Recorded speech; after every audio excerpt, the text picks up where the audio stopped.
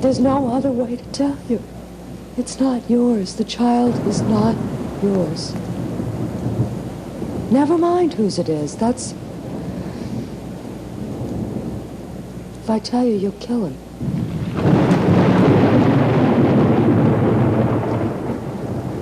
I don't... Well, all right. You want to know?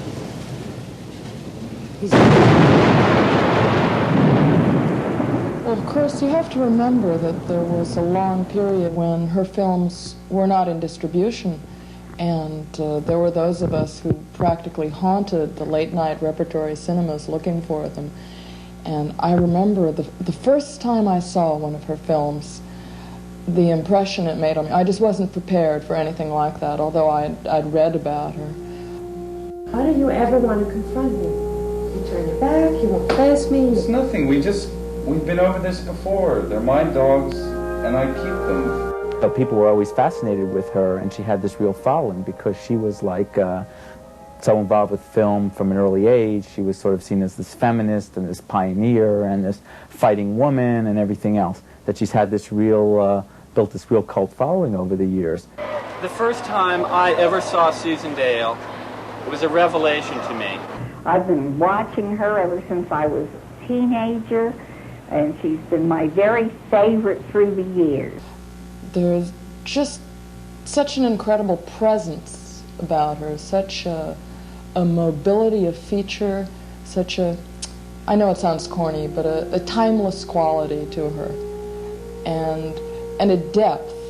I mean, you had the sense in some of those roles, in those fluffy comedies she did, that the director was really getting more than he bargained for.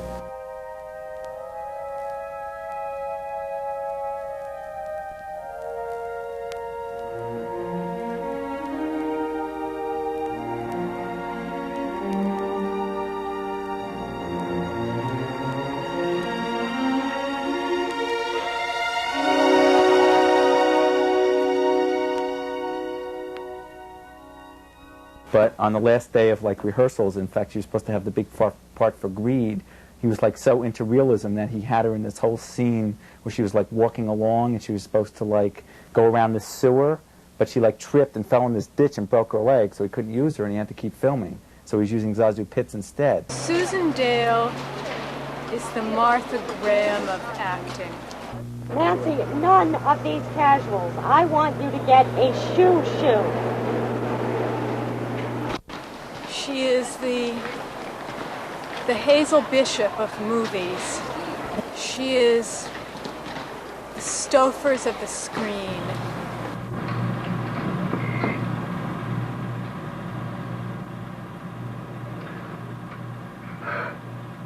Is he Jewish? Well, you know, there was that period before the war when they really gave her free rein, and when she was playing airline pilots and these really spunky career women.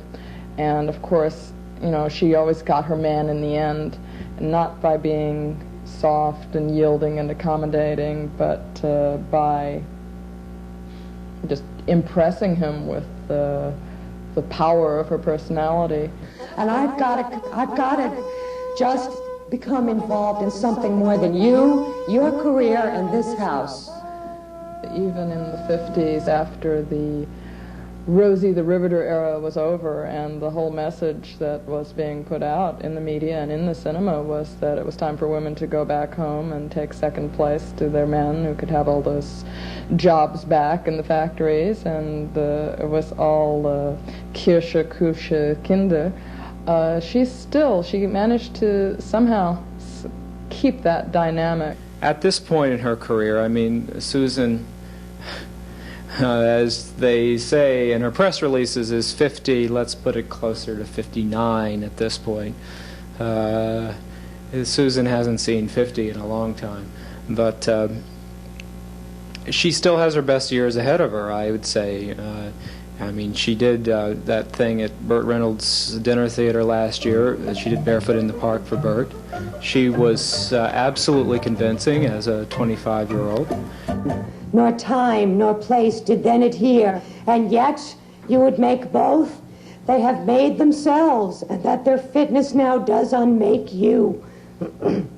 There was a festival in Plovdiv, Bulgaria recently, and they had a Susan Dale Film Festival, but it was very hard to get into the country, so a lot of Westerners couldn't make it. And she was really a big hit there, and everybody knows about Susan Dale and talks about Susan Dale. But you come to the United States, it's much harder. Like, people know about her, but nobody has seen her. So she has a real following in, like, I think it's Bulgaria, Romania, and the Ukraine. Tennessee Williams considered her to be the only actress who could play his roles with any reality, and I agree. The woman doesn't even have to speak to play her parts. She just has to be present.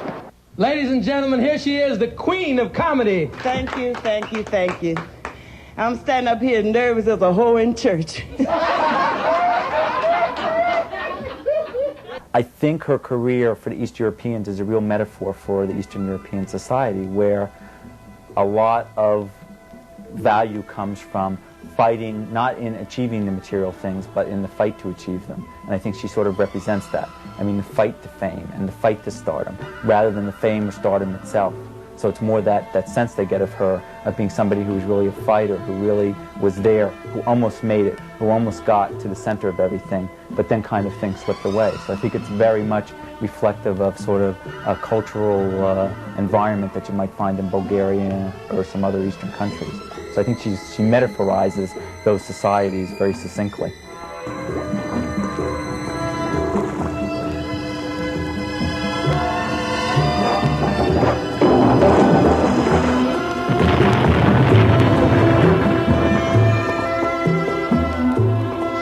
Well, certainly it's been said many times, and can't be said enough, that there is a dearth of good roles for women in the cinema. But such as there have been, she's managed to find them. I think you can see that she selects her roles carefully. And when you look at the range of people she's played and the different images she's had, she's transcended the stereotypes.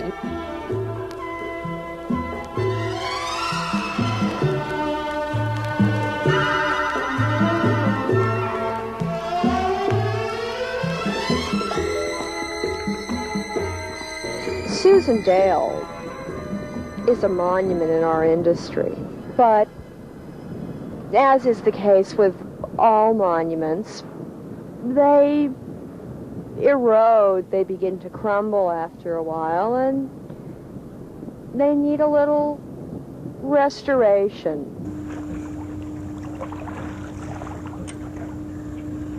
Christ, I need a drink. And when Susan came back from her year in Switzerland, she never looked better.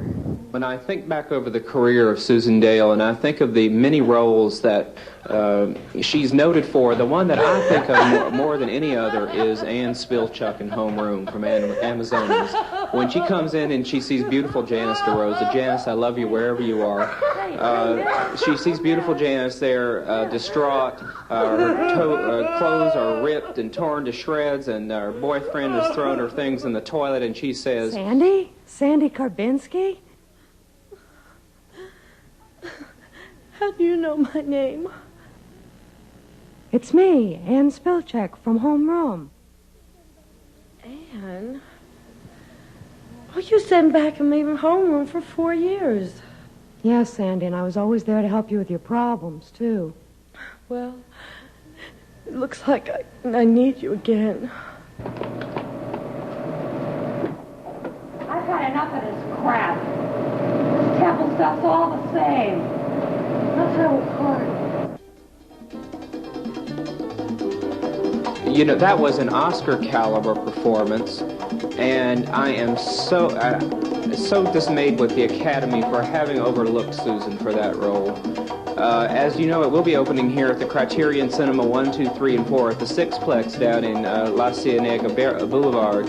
And I know that all of you in the Academy who missed her in the first run when it was retitled Revenge of the Amazons, and now it's back to its new title, Amazons 3D, or something like that, will want to see her now.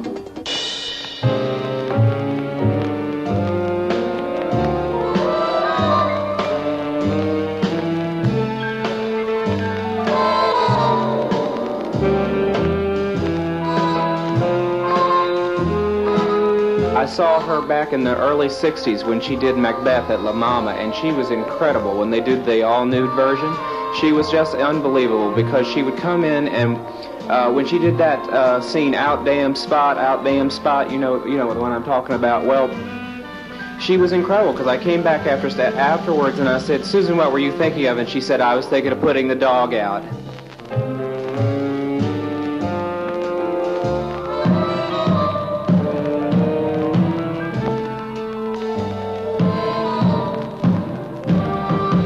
I worship Susan Dale from the viewpoint of a neophyte in the business. I mean, she was a star. I mean, her career was at its apex, well, maybe a little past its apex. And we shared a trailer together on the set of Colossus Erectus when it was shooting in Spain.